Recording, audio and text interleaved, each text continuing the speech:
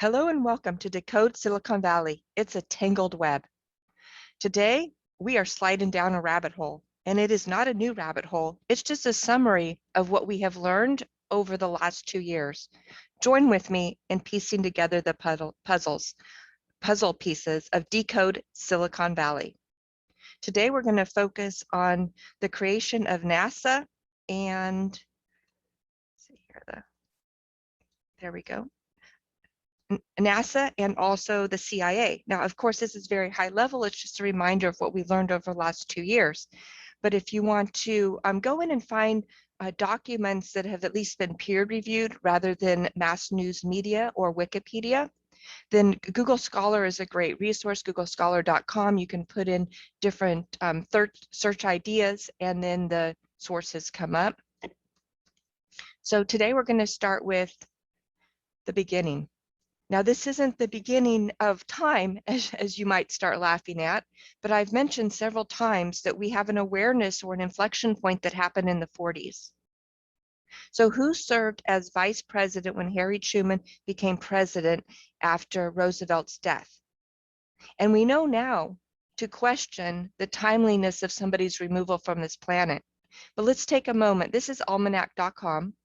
When Franklin D. Roosevelt passed on April 12, 1945, his vice president, Harry S. Truman, was immediately sworn in as president. Truman served until 1949 without a VP. In the elections of November of 1948, President Truman and his running mate, Alben Barkley, were elected and served as president and vice president until 1953, when Truman declined to run for another term. In recent years, the office of vice president has been vacant for brief periods of time. When Vice President Spiro Agnew, now that's a name we're not going to discuss here, but that name's popping up quite a bit right now as well, resigned in October of 1973, the office was vacant until Gerald Ford was installed as vice president later that year. When Ford became president upon Nixon's resignation, see, they skipped a little bit there. Also, the book has come out just this year. I think it was actually in November of this year that at even Nixon's prosecuting attorney, Nixon's own attorney, and documents that have finally been made available via FOIAs, which have been blocked from the public, have stated that Nixon had no idea what was going on until they came to him for legal challenges. He was not part of this. So Gerald Ford was installed as vice president later that year. When Ford became president upon Nixon's resignation in 1974, the position of vice president remained vacant for a short period of time until Nelson Rockefeller was installed as VP. Nelson wanted to run forward as president, but even at that day and age, the populace were not going to allow a Rockefeller at that level in the White House. So why is this important? As we go back to what we learned from Project Paperclip, at that point, it was an undisclosed secret agenda. The United States government specifically brought over scientists from Nazi Germany, and they labeled it Project Paperclip. Now, what we have learned is if the government is labeling something under a secret name or hiding it, there's question as to why it's going on. Now, we do know that these scientists ended up all over the world, but a bulk amount, and the numbers I've heard have varied, but around 1,800, 2,000, 1,800 numbers keeps coming up, were brought directly from Nazi Germany in order to help us. And they went into two core directions. One, of course, was into the creation of the CIA. Now, the Nazis got as far as they did, or Hitler got as far as he did, because of his intelligence agencies. So is that the intelligent arm that Orwell spoke of? It's definitely something to raise the hairs on the back of your neck. Now, the other reason that these scientists were brought over was in order to help develop our space program. Now you might know that during the space program, there's been quite a bit of information that's come out about that. And I don't mean necessarily now, or we're going to touch on that in a minute. But you will recall there's a lot of conspiracy theories thrown around that in the 1940s, there was a crash in Roswell. Also in that period of time, the Nazis had advanced submarines and advanced airships, from what we understand. And there's been allegation that Hitler and his team have been communicating off planet. Now, that's not the rabbit hole we're going down here, but we are connecting the dots as the different puzzle pieces are presenting to us. So this is Project Paperclip. Of course, we all know that. I'm just bringing up the topic once again. Here's the setting the stage of the characters involved. Okay, September 18th, 1947, the United States CIA was created when Harry S. Truman signed the National Security Act of 1947. Here's that word security. Security or freedom, which do you want? Security, and you lose everything, and that's what we're here today. So if you want to delve more into the timeline there, again, just connecting the dots. What about NASA? Now, it's been said that NASA was originally formed in 1958. Now, we do know that the scientists were brought over. There's quite a exploration and work that was done in Florida initially, and we will talk about that character in a minute. So although NASA itself formed in this period, they were already developing and engineering the space program before that. And let's take a look at this right here. Eisenhower signs the National Aeronautics and Space Act, creating NASA. Today's highlight in history: on July 29th, 1958, President Dwight D. Eisenhower. On this date in 1856, German composer passed. Isn't that interesting that those two are connected right there? And here's the third. 5 years ago, Pope Francis, the former Nazi death factory in Auschwitz. These puzzle pieces were put together for you for a reason.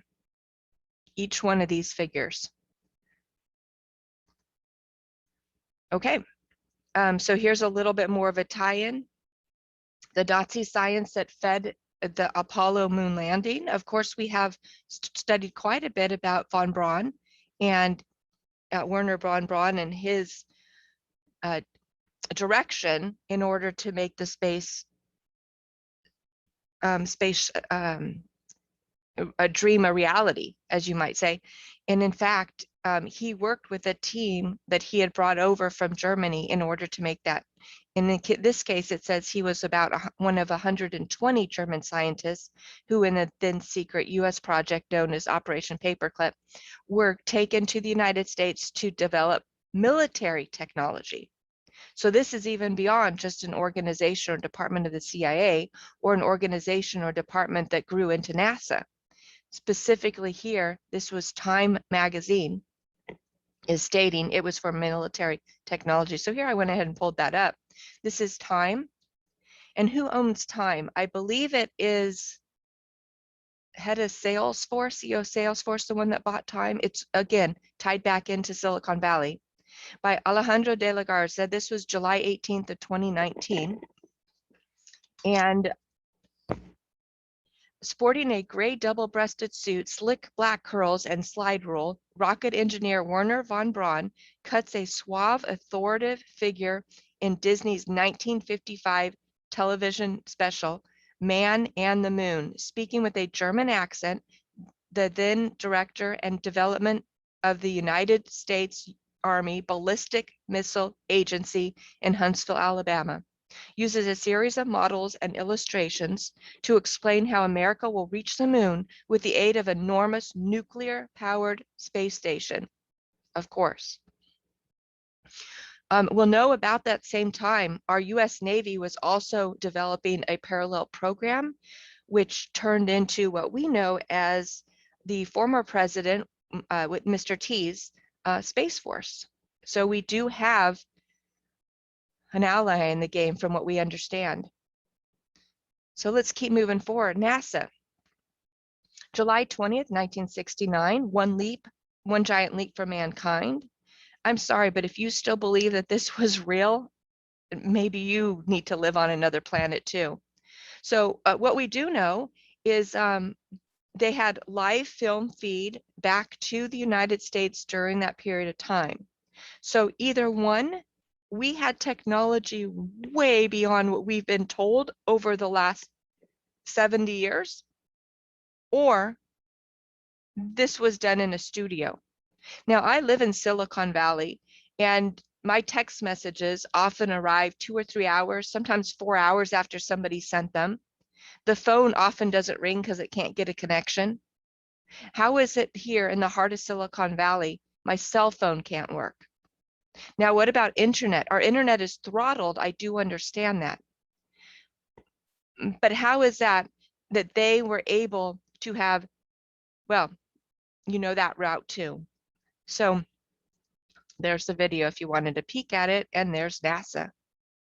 How many times has the US been to the moon? So the more we ask questions, the more information we get. The United States Apollo 11 was the first manned mission to land on the moon on 20 July 1969. There have been 6 manned US landings between 69 and 72, and numerous unmanned landings, with no soft landings happening from 22 August 1976 until 14 December 2013.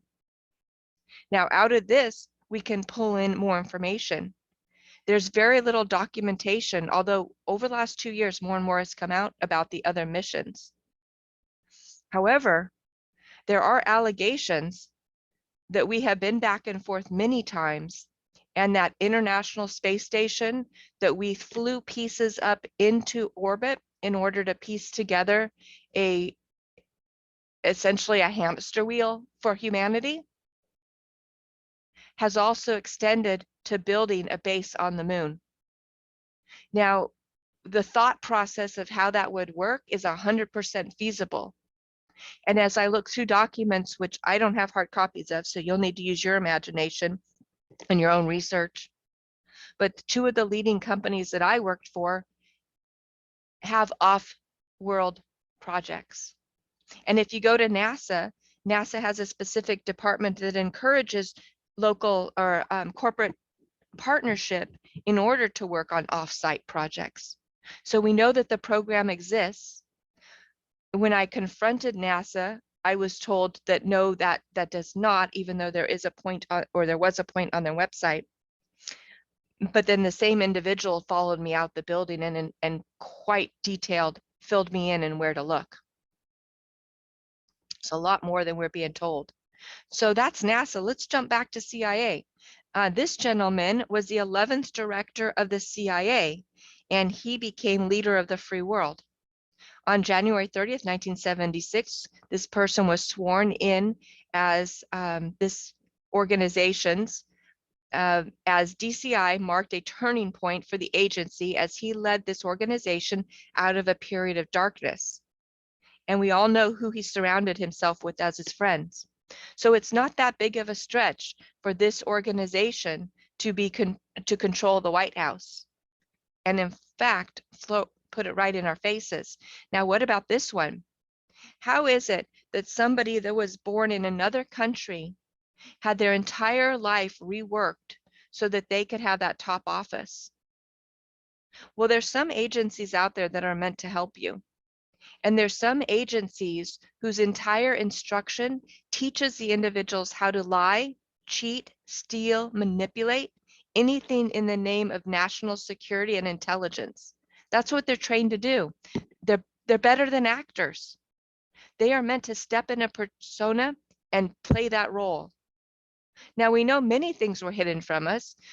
As an example, for the most part, the media removed the images of this president as a smoker, because in the United States right now, that's not as kindly looked upon. Now, of course, there's images that we all saw, so we know this is true, but there's a lot that is removed about a president so that we believe in the story that's being put together, or as the term we're currently using is narrative. So here we have this gentleman, not born in the United States, as documented in many directions, from the real birth certificate all the way over to the fake birth certificate and the collaboration of each. According to Dr. Manning, this person was an interpreter for this agency during the war in Afghanistan.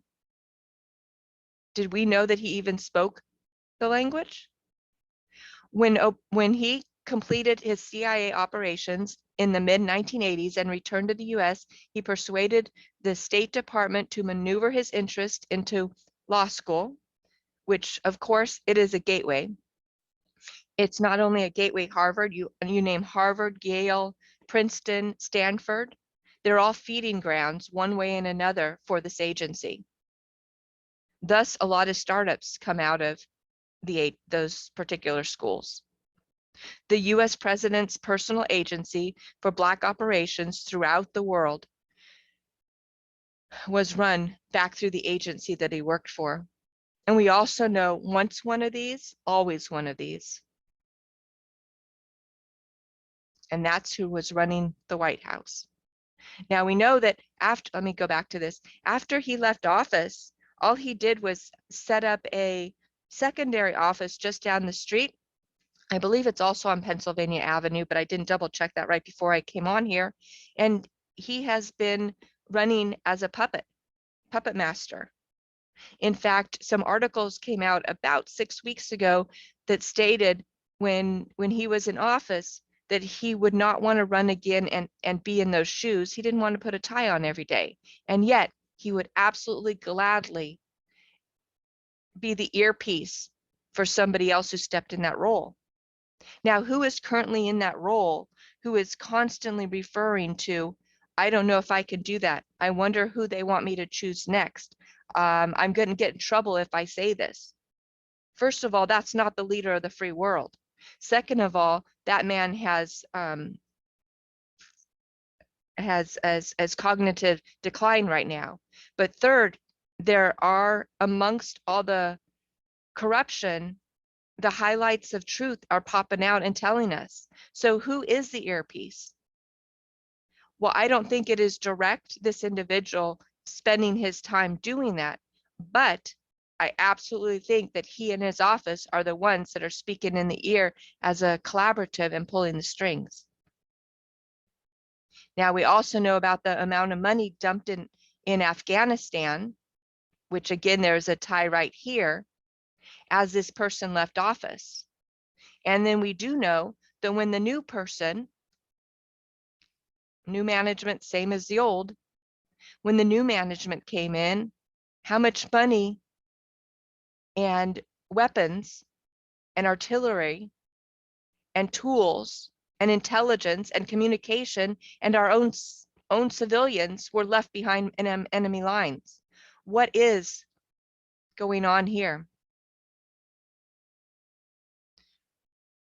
Okay, here we have another tie into Silicon Valley, DARPA. Now, I spent an entire, in fact, the first episode is focused on DARPA.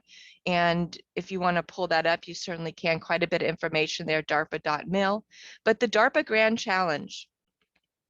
Fully autonomous vehicles have been an international pursuit for many years, from endeavors in Japan starting in '77, of course, Germany, via Eric Dickmans and VAMP, Italy, the Argo project, the European Union Eureka, Protheus project, the United States of America, and other countries. DARPA funded the development of the first fully autonomous robot beginning in 1966 with Shaky, the robot project at Stanford Research Institute.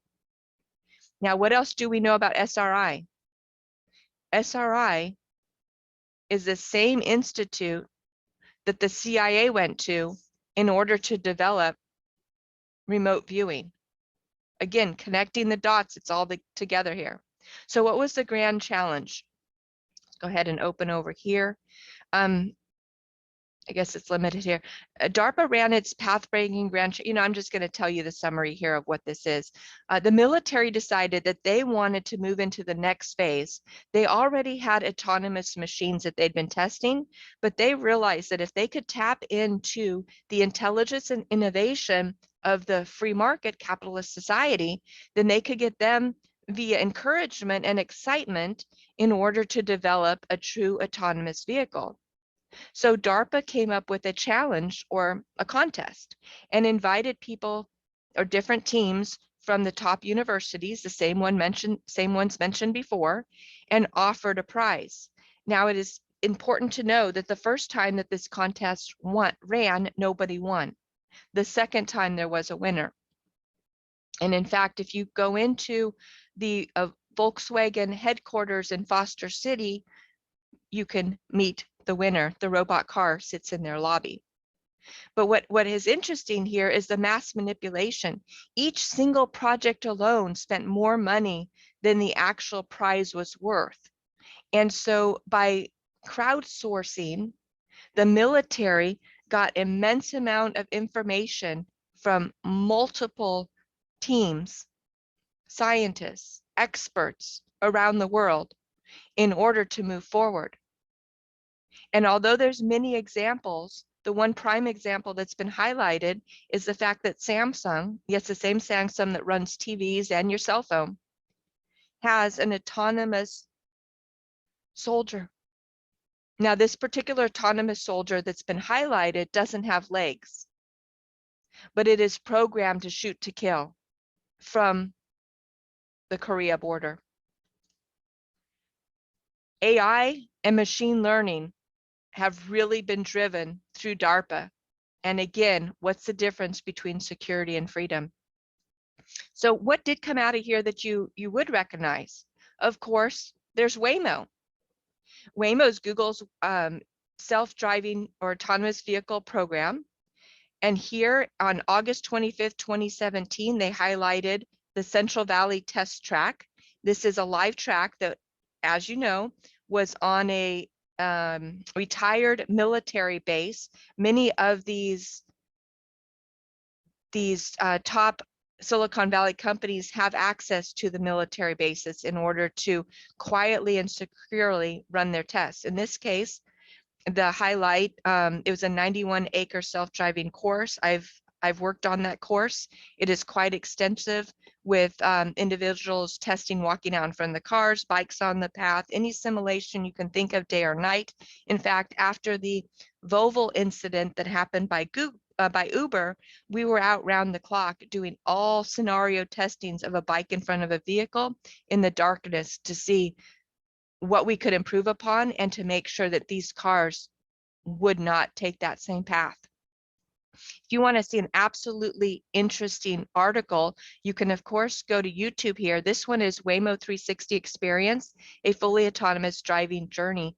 It literally sits you in the car and shows you how the eyes and ears, radar, LiDAR, and cameras in the car interact in such a fashion that you feel like you are riding in an autonomous vehicle.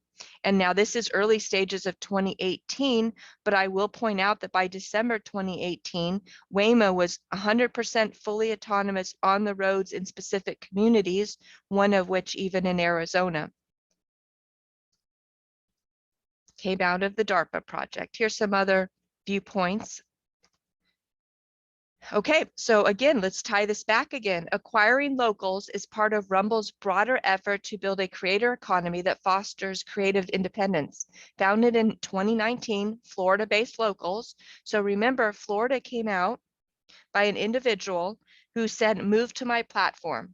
You're not getting what you need with Twitter or YouTube. I've created it here. You're going to be 100% protected. You're going to be able to build your platform, and we're going to be able to speak out, have free speech.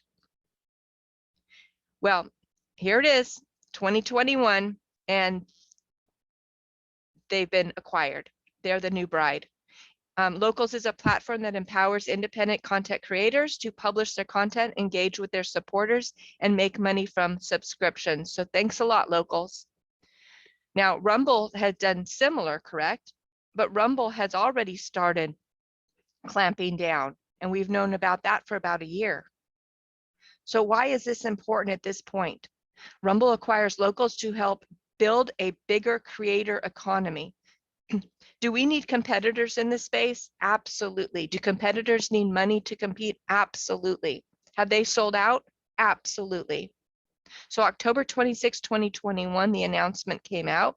Video platform Rumble announced that it has acquired Locals, and those who are still using the platform have their own comments on that. Founded in 2019, of course, out of Florida, where it needed to come out of.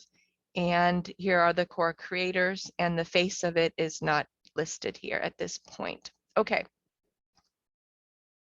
Seattle, Washington. Amazon has removed Parlor from their Amazon Web Services hosting servers, completely shutting down the free speech social media network.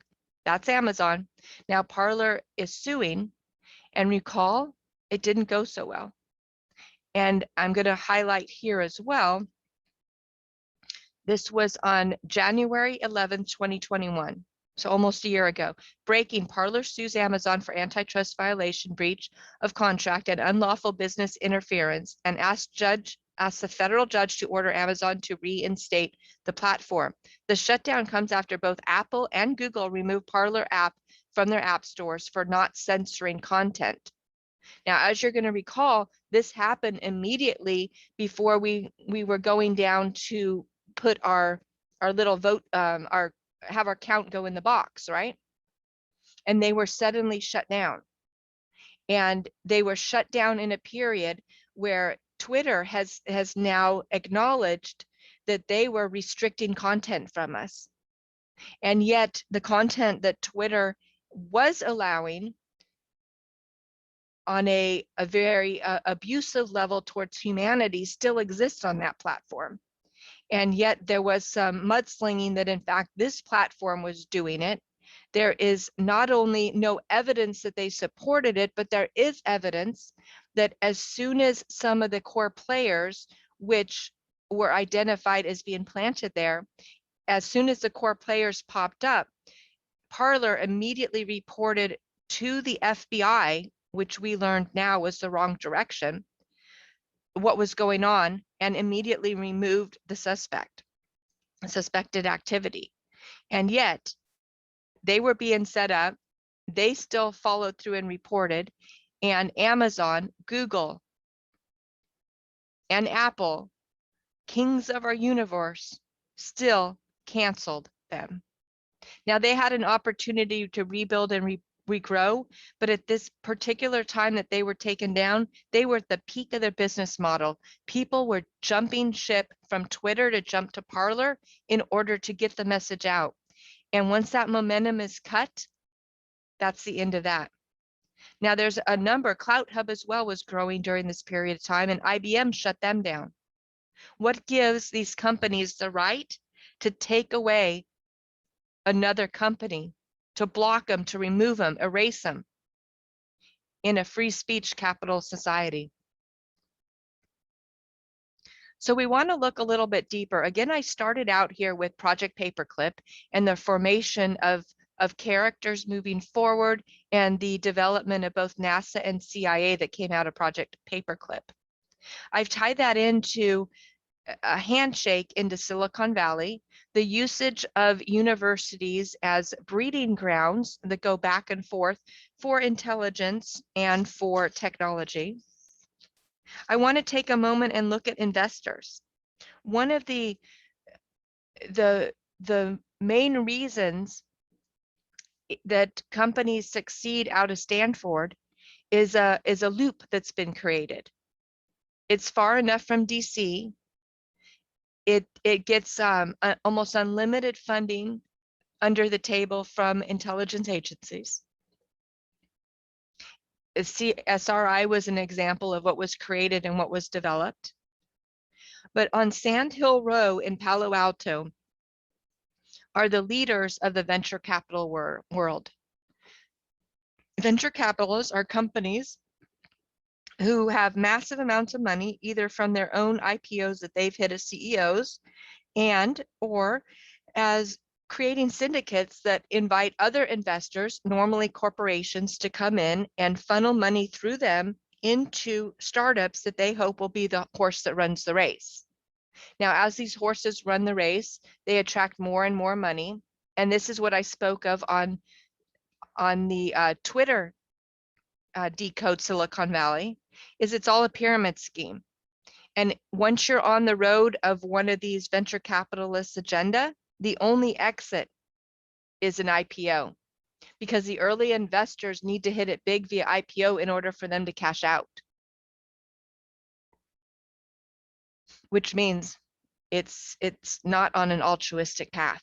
So here we have, there's three major investors that come up over and over again in companies that are being controlled. Now we saw this with Vice. Vice News had a good outreach. I think they were pretty fair in their reporting. And then even though the head of the organization maintained that spot, all of a sudden they had funders or yeah, well, exactly. They had investments come in who built up, and in about 2.5 years, maybe 3 years on the outspurt, but I think it was 2.5 years, all of a sudden they became woke. And it's been alleged that they became a feminist organization. And the leader had always said this will never happen. But the manipulation occurs, and you either do or you don't. This is why society today is donning material over their face and having injections in their arm, because they know it's even a do or you don't, as has been manipulated through our society since the 1940s and the threats that occurred there. And the president who stood up and while riding in his car in front of all of America showed us what happens when you don't. So here, these are the top three: BlackRock, Vanguard, and State Street. Now you might recall approximately, well, 12 months, what was that now? 14 months ago now, I did a review also on this channel on, actually, I think it was on Pink Glue, on State Street, at the point of which State Street became a major funder in Dominion. So these three names are going to are going to creep up a lot. Now, of course, Vanguard we know because that's a common retirement fund. BlackRock, we've heard quite a bit about where that comes from. And State Street, they dominate the accounting and the financial aspect. Is primarily what I've understood that they've come from. Now, Vanguard, why is Vanguard important? Because I have said, it's 8 o'clock in the morning. Do you know where your retirement is? Do you know where your 401k is? And this is one of the initiatives that our former president, Mr. T, stood up for. He said that once the money goes to China, and it all has, it doesn't come back. China created laws that once the money's in there, it does not flow back. So one of the initiatives we had here was, in order to, if a United States company's CEO allowed money to be sent or invested into China, knowing it would never come back, then it had to come off the balance sheet.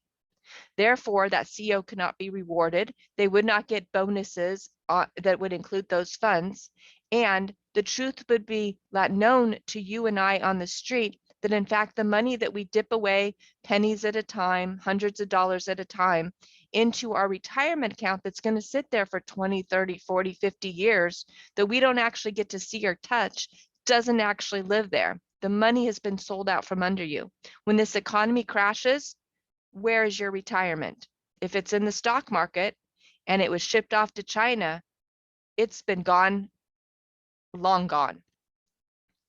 So retirement, BlackRock, primarily a military side, and then of course State Street financial side. Now, doesn't that kind of grab you a little bit?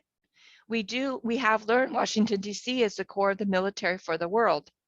We have learned that London is the core of finances for the world. And we've learned that Rome is the core of social manipulation for the world. They call it Catholicism. Okay, so again, if you want to dig more into that rabbit hole.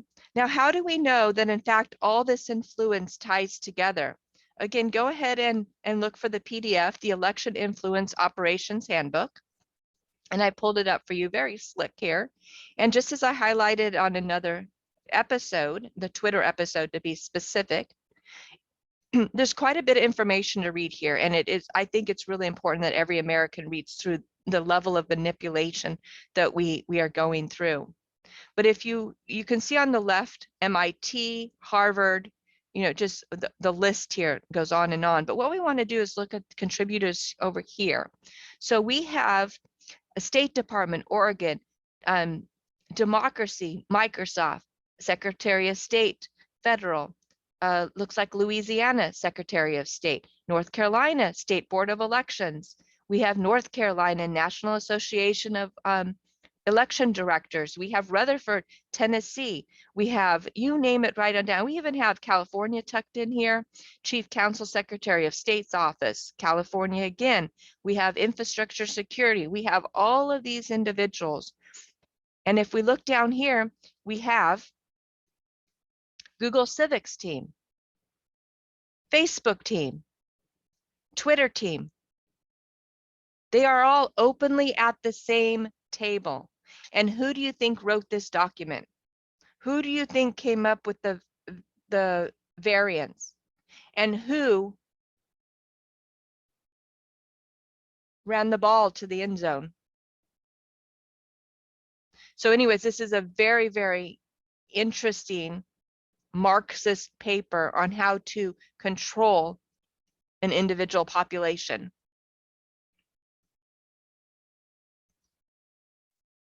Now, as we look back, we want to keep the strands going forward of the pieces of the puzzle so we can connect the dots. I'm not going to delve into the history that we learned out of this country, but we do know that it wasn't on our side and it wasn't on the side of humanity. And if you're pulling out top individuals from this society and creating the CIA and NASA, and is also highlighted specifically a military initiative, what do you think when that's the input is going to get printed out as the output? Through machine learning, we've learned that you get out what you've put in. Through life, we've learned the quality of your life is based on the quality of what you put in. We are in this specific location for a reason. You might also remember, what was about 4 or 5 years ago when challenges came up saying that this actually didn't happen? That in fact, this whole thing was made up. And remember those challenges that were put into our history and taught to our children? What are your children being taught? And how many children today have turned away from their own parents because of the propaganda that they earned in 12 to 18 years of public government re-education camps, also known as public education? And all of a sudden, they're smarter than their parents. And they turn against them. They've turned around capitalism. They've turned around free speech and the Constitution and the founders of this country. And they've turned away from God.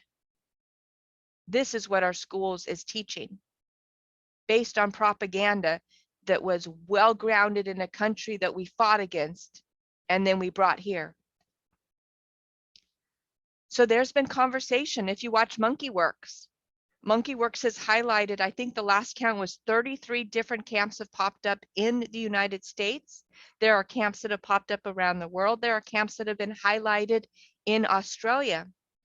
Now, of course, each of these notions are being challenged. And in fact, the one in Australia, as Tim Pool and Timcast listed it, offered a free military ride to 3 teenagers who tested negative for cooties. And at some point after they arrived at their new digs, which was surrounded by barbed wire, they left, or as the news announced it, escaped. And it was so detrimental to society that roadblocks were set up all over in order to catch these horrible criminals who again tested negative. So the rationale was they had been in close contact, and that's enough to terrorize individuals. Now, this story has been verified, and I do that in quotes because I'm not there. I didn't see it myself. But what I do know is from MonkeyWorks, the 33 in the United States that are popping up, we need to keep our eye on, because of all these flights that are flying into the United States. They're just skipping the border. Why, give them a ride, don't make them walk, right? They're flying them in specifically, as he refers to them, poppies from Afghanistan. And they're being flown over primarily in the middle of the night or over our Thanksgiving weekend. In one day, there were 8 specific flights to kind of duck under radar as people were celebrating with their family. Each flight held about 200 to 300 different individuals relocating into one of our military bases and moving into one of these camps. And then from there, after a certain period of time, often 72 hours, can be a bit longer, then they are rehomed and distributed throughout the United States. Now, the difference is once this rehoming process ends, I mean, at some point you can only drain so much of the world into the boundaries here. Then we really have to keep our eye on what happens with these camps with barbed wire around the top. Because it's been pointed out that it's for you and I. The concept of quarantine is mentioned in the biblical book of Leviticus, estimated to have been written between the 5th and 8th centuries BC, where those affected with leprosy are asked to live separately from the healthy. In chapter 5 of the book of Numbers, individuals with suspected or of having or exposed to are advised to be put out of camp in order to keep the general living area clean and disease-free. Yes, folks, this isn't new, and it's written in our manual that we got. Warns us that this has happened, it's happening, and it's been brought into the United States. Now, we are very familiar with the Japanese camps that were here in the United States, so we do know that we do that here. And again, I will state that it isn't the government that does this. The government didn't even set up executive orders, laws, or have the Supreme Court honor the recent mandates that we've been following. But it's individuals on the street, just like in Nazi Germany, that are turning on one another. Think of your actions. A response out of fear does not take away somebody else's rights. A response so that you don't lose your job does not take away somebody else's rights. Please continue to work in society to open people's eyes and ears to understand the freedoms that we have and the freedoms that we must protect. So, image of the United States COVID-built camps. So what do we have here?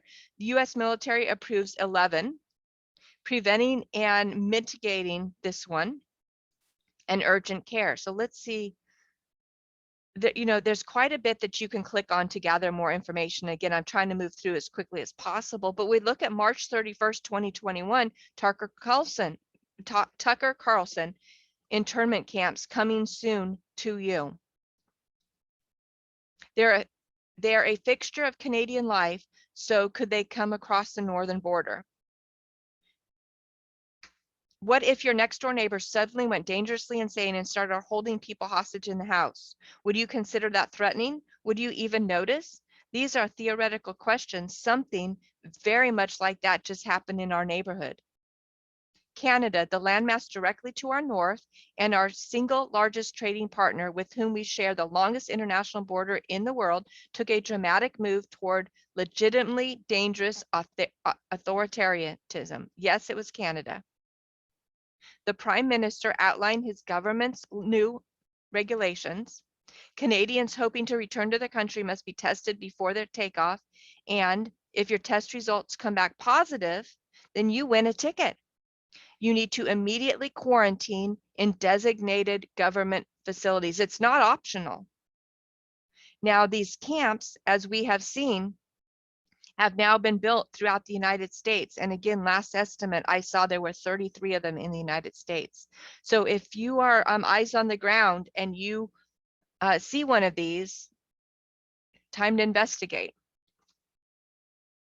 So again, I want to bring you back to Google Scholar. If you want to delve deeper into any of the subjects that we talked to today, here is, of course, what we started with: the secret agenda, the United States government, Nazi scientists, Project Paperclip, which rolled on out into the military guidance for both CIA and for NASA. And as I have mentioned, this series is it's 30 days and 30 videos, Decode Silicon Valley, a Tangled Web. There's been a lot of thoughts that Silicon Valley is the place to be. A lot of money is created here, which is why I covered the story of the California gold rush and the new rush of absolute greed. Somehow, we have lost our mark in Silicon Valley. We have fallen to the devil. We are far from the world of what we started to create with innovation. So let's walk down the path together to decode Silicon Valley. This is really a tangled web. Have a beautiful afternoon.